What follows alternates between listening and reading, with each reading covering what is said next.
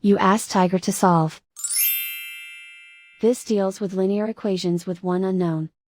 The final result is x equals 25/2. Let's solve it step by step. Simplify the expression. Simplify the arithmetic. Group all constants on the right side of the equation. Subtract 50 from both sides. Simplify the arithmetic.